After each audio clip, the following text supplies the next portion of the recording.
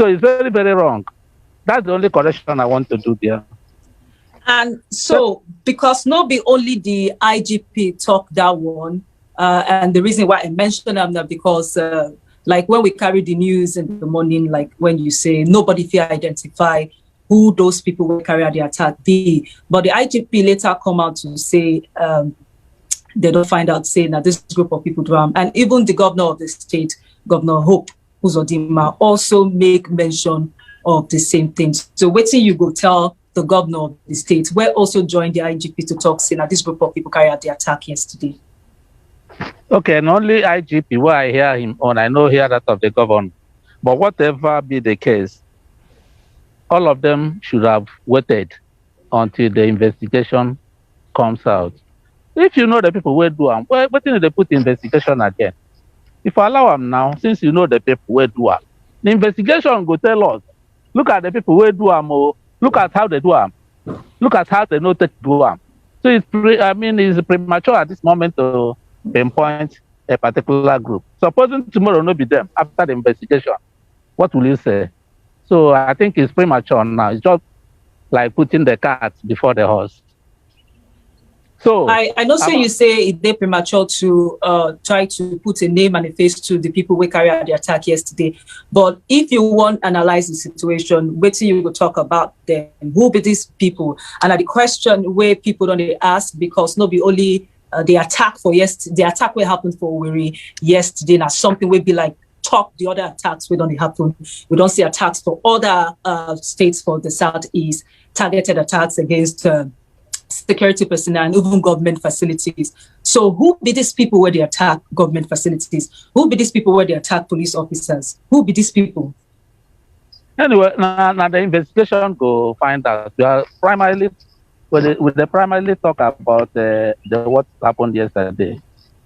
You see, like I told the sister station, BBC, before this time, the talk say there is no security issues in the southeast, that we don't even need a Mateko type of security or ASN. But since yesterday, I have come to realize that I was wrong, that we have no security, zero security in the southeast, zero security. Because the thing we involve more than 100 people will come into Owerri. Where the plan them? DSS no here. Military intelligence no here. What did they run? What type of work did they do? Something, conspiracy, we involve more than 100 people. A whole DSS no about it. Military intelligence no about it. They came all the way from outside Imo State, some over the seat of power. Sacked the prisons, sacked CID. God himself was said, no go carry our governor. They forgo carry Hope Uzodinma now, because if they could buy away the police, the army, everybody, who is then the governor, they could have taken him. We have zero security here. I'm expecting immediately this thing happened, the IG of police could have resigned for his incompetence. The Director General of SSS could have resigned for his incompetence. But the idea. So you blame the security personnel for waiting happened yesterday. Oh, yeah. They don't live up to their responsibilities. Yes, of course. Who else will you blame? To start with, I mean, this thing would have been nipped in the bud from the planning situation where they were sitting together to plan. If the DSS people were aware of it, they couldn't have come to Owerri. Okay, given that they were not aware of it due to incompetence. When they were leaving their location, entering Owerri, nobody saw them. Nobody gave information, even by phone, to DSS or army or police. Say, look, some people are coming. A whole barrage, a convoy of so many cars in midnight. Nobody gave information. And they came to Owerri. seat of power, all the policemen ran away like women. Ran away. What do you think? May I ask you this question before we go on? Because you make mention of something, I don't know where you get that one from, because like you said, investigation never, they never finish investigation to begin to see the full picture of what's in play out for Owerri yesterday. But you talk, say, 100 people, and they no come from Owerri, they no come from Imo State, so they come outside Imo State to come carry out this attack. So who be these people? That's not the question where people they try to still wrap their heads around it, try to still understand who be these people will carry out the attack. If you talk, say, it did too early, it did very premature to conclude, say, Ipob group carry out the attack, like wait till the IGP and the governor of the states don't talk. Who be these people? That's the question everybody is asking. But what I'm telling you is that they themselves told us, both the prison warders and the police, that these people came with so many vehicles and that there are more than 100. Do you understand? What I'm saying is, if it is a real nation where you have security apparatus in place, from the planning stage, the DSS would have known everything. They would have been part of it. They wouldn't have even allowed them to set up the coming into Owerri. They wouldn't have started in the first place. But nothing like that ever works in Nigeria. Nothing like that. What they are interested in is sharing the money. The other day, you heard, I think, the Minister of Defense crying that all the money given for ammunition and others, we are shared by the service chiefs. Otherwise, why are these things not in place in Nigeria? Just like our president, they go London to treat himself, as if putting such hospital in Nigeria is abominable. It's an abomination to have it. He prefers going to London every time. So all of us who don't have money to go to London, we die here. So you see, that's the problem we have here. There's no security. If a group of people, up to 100, can conspire, stay on their own, and plan such a thing, and the state security is not aware of it, which country are you having? I'm asking, what type of country is this? Make we go back to the earlier the issue where don't cause some sort of controversy. Who be the people where do them? So the reason why some people go conclude or go try point finger to the Ipob now because of they go say some kind of statements or comments where the leader of that group don't make in the past. They go talk, say those comments it's like ginger in people to carry out actions or steps to protect themselves or to do some things where they against the state. How you go respond to that? Before I respond, let me ask you a question. The one where they killed for Ebonyi State, who killed them? Have they investigated? Did they give us the leaders, the names of the leaders where do them? Why is this one so extraordinary? Because they want to protect their hegemony. No, maybe because the leader of that group don't make some kind of comments. Please wait, let me tell them. Excuse me, please. Say that he go ginger in members to take some action. Excuse me. We are living in a garrison where the federal government is interested only in protecting those who are in prison, protecting police station that doesn't work for anything. These people who killed our people in the Ebonyi State, have they been charged to court? Have they been investigated? Why is this? In this one, nobody died though. The people were so benevolent that they didn't kill anybody. They came and released some people. Even Vanguard this morning wrote that they gave. Wait, can you allow me to talk? I don't like people talking when I'm talking. Please allow me to talk. Who invited me to this? Okay, sir. Vanguard wrote this morning. I read that Ipob gave 2 weeks notice to the prison of the authorities, that they should release their members. 2 weeks notice. Assuming that it was Ipob and they gave 2 weeks notice, will you say you didn't know about it? See, they came and released their members. That you say you are security, you have security. What type of relation is this? So all these things we are doing in Nigeria, you should treat equals equally. You must bring justice to play if you want equity, if you want peace. Our people are killed in Ebonyi State. No inquiry. The Ebonyi State governor was crying like a baby on the social media, begging for justice. It was just of late that the vice president went there. But just yesterday, within 24 hours, Buhari, from his hospital bed in London, has condemned it. He never condemned that of Ebonyi State. He has already given instruction that the perpetrators must be brought to book. He has never given instructions for the perpetrators of Ebonyi murder, mass murder, should be brought to book. What type of country is this? Okay, you want me to stay here and start condemning Nnamdi Kanu? I will never condemn it. I will not. Because we are doing, the people are doing it as if we are not human beings. Our people are killed. Intense, about 30 or so people killed. Nobody has done anything. Then a police station was burnt. Prisoners released. Then the whole nation is boiling. For what? For what? These people who died are they not human beings? I have finished.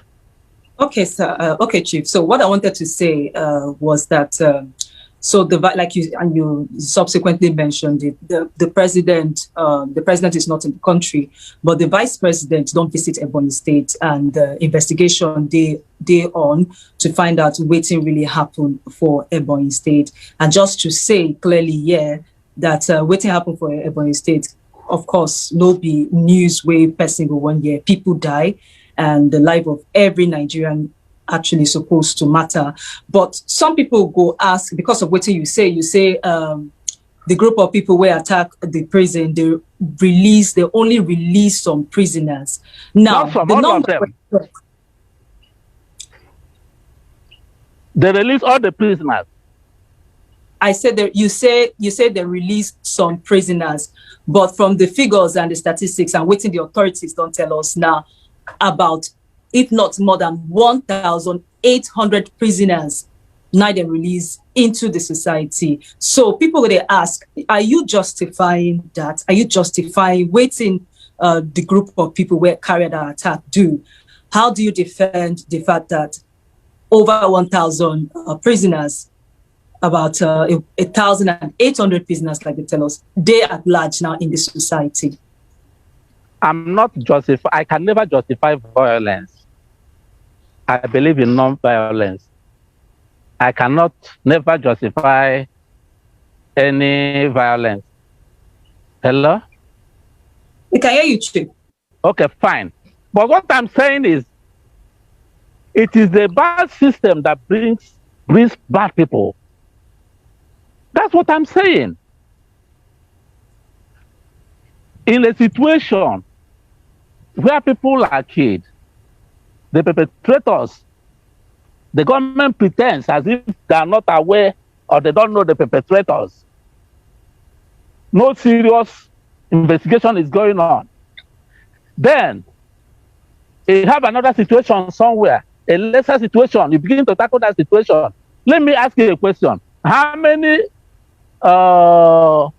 Fulani herdsmen are in prison across the nation? How many of them? Okay, live across the nation. In the Southeast here, they have been killing people, doing all sorts of crimes here. How many of them are detained? Which prisons are they detained? The answer is none of them. Then you have another group of people. You detain their own members for even a lesser offense. Because these people are people killing others in their farms. Killing the last one, came to the village and massacred them. None of them is in prison. Then other people, you kept them in prison. Why are you keeping these other people in prison? Are they not human beings? Why are you not keeping the other people in prison? It's just like what happened between the government of Shehu Shagari. This Buhari toppled the government of Shehu Shagari. Then what did he do? He put Alex Ekweme, the vice president, in detention and released the Shehu Shagari as the president. You see, that injustice continues up to today, where equals are not treated equally. You think if an Hausa man commits or a Fulani commits offense, it's not offense. If an Ipob man commits it, he will be killed, he will be investigated, he will be brought to book. The whole nation will be trembling. Or what? Are we going to run away for you people? I'm not going to condemn anybody. Let them first condemn the Fulani herdsmen and condemn Boko Haram. I've been condemning over time. You can see, I've been condemning Nnamdi Kanu. I've been condemning Ipob. I've been condemning ESN. But when you sit down, you think about all these things, you begin to ask yourself certain questions. Are we slaves here? Why must Owerri prison be our property? Priority in Southeast?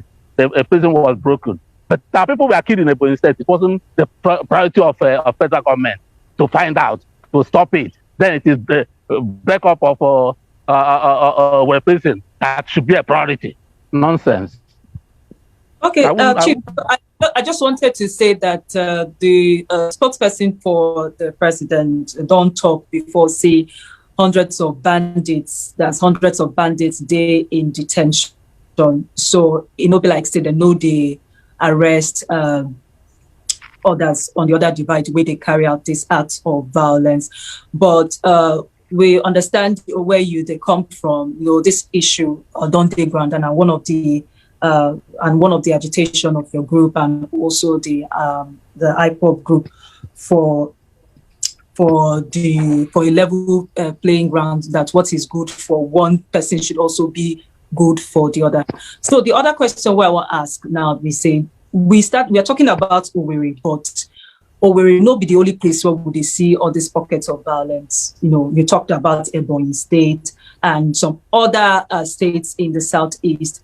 How you go respond, or what do you get to talk about this violence where they happen across the Southeast? Because some people don't all say deliberate attempt to destabilize the region. There's something I want to point out. I don't know whether you are aware that some Boko Haram people who were captured some time ago were retrained by the federal government and redeployed into the military and the police. I know you must be aware of. So all these things make the commission of crimes a non-issue. If people who are killing soldiers, policemen, burning houses, committing atrocities in the north are captured, then you absorb them in the army, retrain them, pay them compensation. What are you encouraging? You're encouraging more banditry. You're encouraging more terrorism. And when they begin to happen, you don't have to treat one group with gloved hands and try to kill other ones. You treat them equally. So when you ask what is happening in the Southeast, it's not abnormal. It's not abnormal when you can release Boko Haram people that were captured and get them money. And later they went back to their colleagues after giving them money to buy more guns. Then they're telling me what is happening in the Southeast. That's a replica, perhaps, that is happening. So you won't treat those in the Southeast a different way. You have to treat them the way you treated your own brothers in the North. That's my position. Okay, so before we move on now, you don't talk about how the matter did pain you, how you feel say the security agency and government when they live up to their responsibility. What you go like to see them do, where go make people take them serious to say, okay, finally they don't wake up and they do what they're supposed to do to end all these attacks and violence for the Southeast. The thing why I go talk, you no go like him now. You no go like him. The only solution is to divide Nigeria. That's the only. Nigeria is not working. We are not pretending. You know, as you did there now, say Nigeria not work.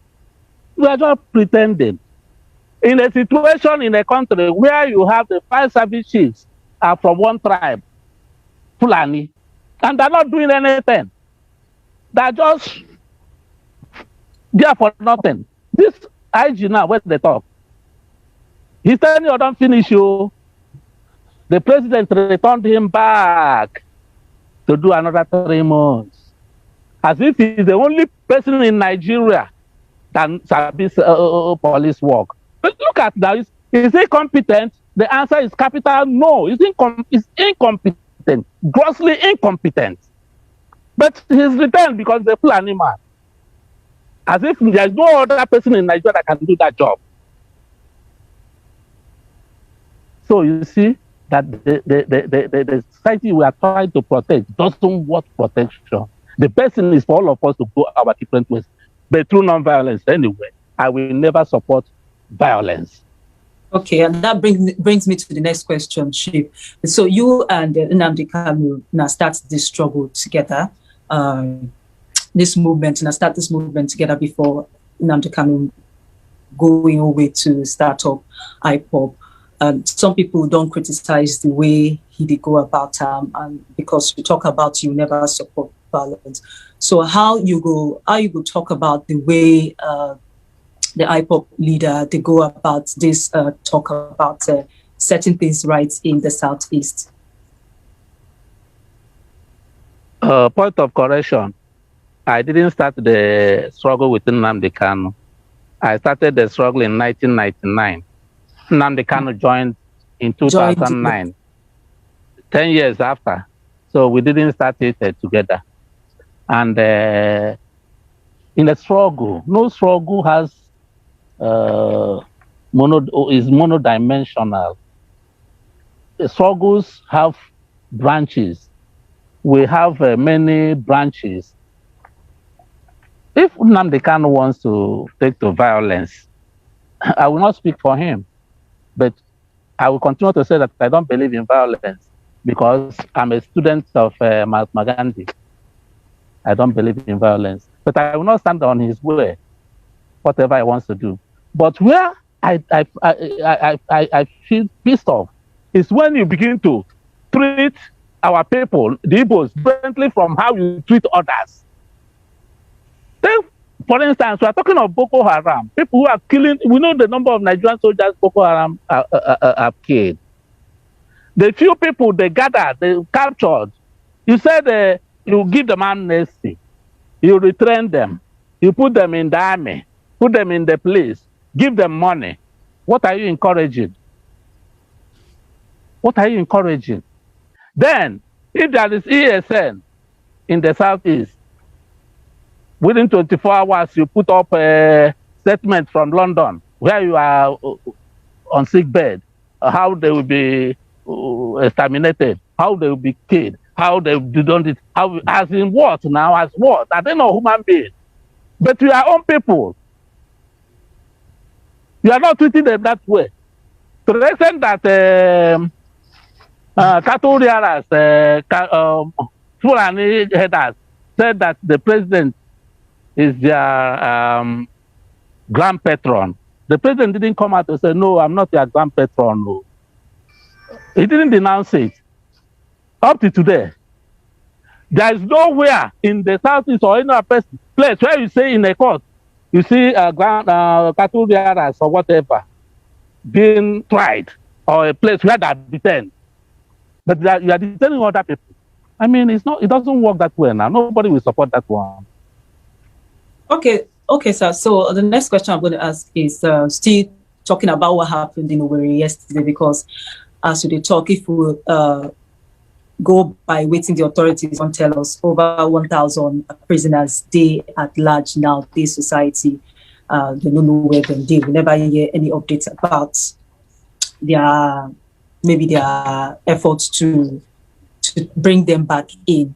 So, but waiting we don't now, concerns from some residents about what this one will mean, in terms of security. Some people don't talk about their fears and their worries, not only for Imo State, but some other states for that region where some of these people go take refuge. How you go react to that, or how that issue make you feel? It's a general issue, general problem. In Nigeria today, people are talking of restructuring. Through restructuring, you can have a police system, where a policing system where the states can handle their security system. The same establishments, those who believe that the owners of Nigeria will not buy into it because they think whatever they like is what is going to happen. Nobody is going to listen to structuring. Nobody is going to listen to self-determination. Let everybody go his way. They want one Nigeria. Okay, make this one Nigeria work. Let us see. If Nigeria is working, none of us will talk about Biafra or this and that. We are talking about all this because the system is not working, and it's to the glare of everybody. Everybody is seeing it. If it is working, for Christ's sake, why should you have undercount? But somebody will come and know that this thing is not working. But instead of making it work, he will be siphoning all the money. Money will be budgeted for security. There will be no guns. The police will not be paid. Army will not be paid. Even if they are paid, there is something that even a house girl cannot use to buy something. Then these people will share the money and bank it outside and use the money outside. How can that society work?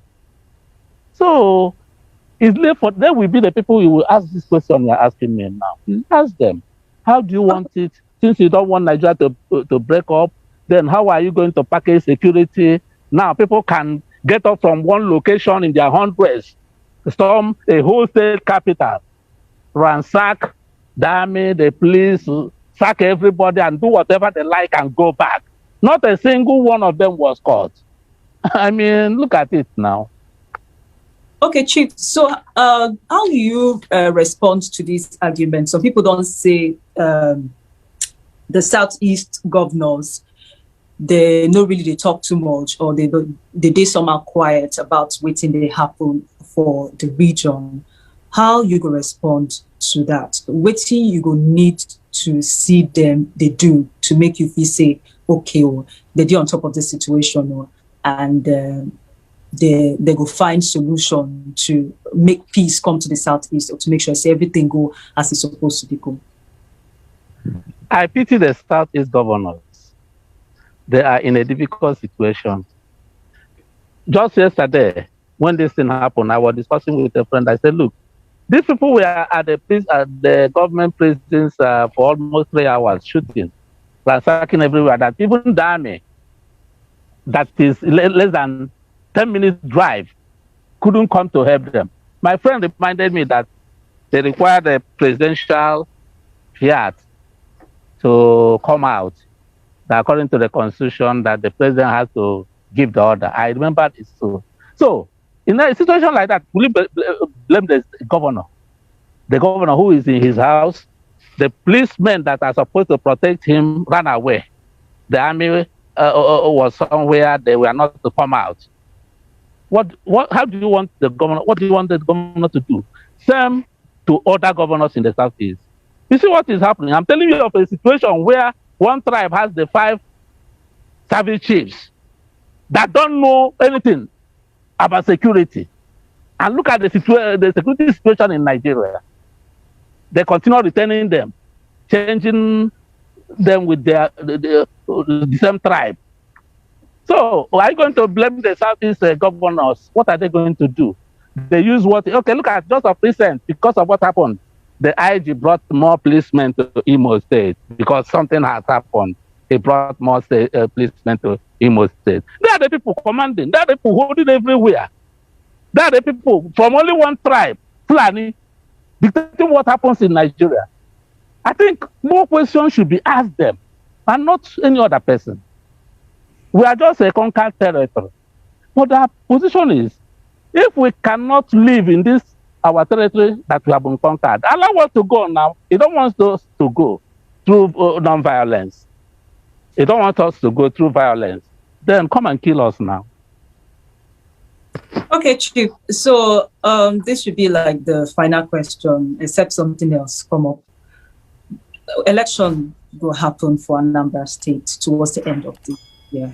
Waiting all these things when they happen for the status, with all the violence, all the state, the attacks and all that, how all these ones go affect the election and what it mean? Waiting concern Anambra elections. Nothing concern me. Am I contesting any election? You should ask politicians. We are talking of life and property. Lives and property. That's what we are talking. Before election, is a living person that will vote or be voted for. When we achieve security, we talk about for election. If there is no security, okay, assuming that, okay, look at Soludo. The other day he was campaigning. People went there and shot at his security men. 3 of them died on the spot. Has it been resolved? It has not been resolved. Nobody has come out to give a clear picture of the whole thing. So the society is all these people are only interested about Chief, yes, that is what I asked the question about the election, Chief, because of waiting history don't show us during election time. We see some kind of violence, they increase during election time. And if we don't start to record this kind of things for the Southeast this time when election period never reach, waiting will happen that time. And they ask this because of the position of the people, not even because of the election or the politicians, but the impact on the people. You see, my sister, let me tell you something. I'm a freedom fighter. I think about the welfare of my people. I'm not a politician. I don't answer things I don't have interest in. You see, I want security first because that is what pertains to my people. I don't know about some people who are contesting election. If they are contesting election, that's what Nigerians want. Election. That's what politicians want. They don't want to know have a permanent solution to something. As it is security, you have permanent solution for it. But once it is the election period, makeshift arrangements, clamp down, while you're voting and all that, they bring hand-picked people. They will say, they have been elected, that the new governors, that this and that and that, when it is not the situation. So I don't speak over nonsense, over things I know that don't even happen in the first place. So I will not talk about Anambra election. Because okay, I know that you're so interested in security. What do you think about waiting the ESN group they do? That's the Eastern Security Network. Right from the word go, I was critical to the operations of Eastern Security Network. I said that it was not a place of one man or a person, an individual, to nominate for us those who will guide us. My opinion still persists. I still insist that it is not a place of one person to assemble some people to come and provide security for us. But what I'm thinking now is, I think with what has happened, the Southeast governors will come together now and ask themselves questions. With what happened, that a group of people came from nowhere, came to the seat of power, did all they did and left without a word of them being caught. I think it gives questions than answers for people to sit up. As I'm talking to you, I'm also sitting up, asking myself questions. How can this be possible? So I think in a few days to come, we shall have answers to all these questions. Okay, thank you very much, Chief Ralph Uwazuruike, the leader of the movement of the actualization of the sovereign state of Biafra. So thank you for your time, and thank you, Steve.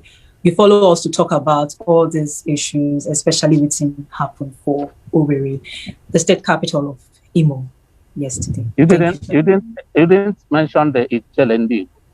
I am the Ijelendi, and the Ezigbo Buruburu the second. Sorry, Chief, I know one spoiled. I know So thank no you problem. very much. Okay, no problem. Thank you. Thank you. Taking time for your time to talk to us today. Thank you very much.